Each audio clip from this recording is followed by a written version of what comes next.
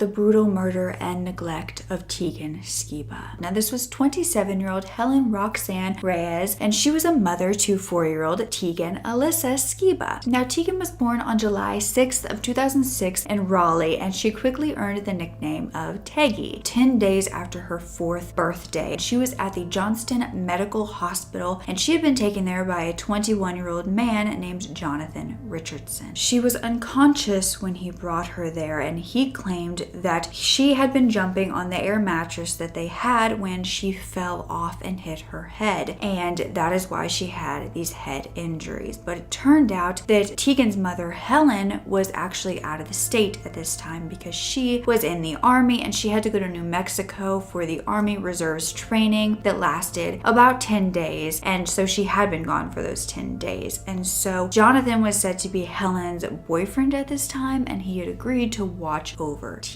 But when the doctors arrived in Tegan's room, they immediately knew that her injuries were much worse than what Jonathan was saying. I mean, she had cuts, bruises, and bite marks. There were many injuries all over her body. A red trauma alert was then placed, calling every doctor possible to come in and look at this little girl and help to save her life. After doing all they could, it still wasn't enough, and 4-year-old Tegan Skiba died on July 19th, 2010 at 6:35 p.m., 3 days after she was admitted. With these 66 bite marks on her body from head to toe and chunks of skin missing, they knew that this wasn't some accident. And these bite marks also were believed to belong to an adult. They were too big to be the size of a child. And so they knew, with that, along with the persistent signs of assault, where one of her nipples as well as her fingernails were missing and the copper wire fragments under her skin, that this had been torture. The man who brought her in,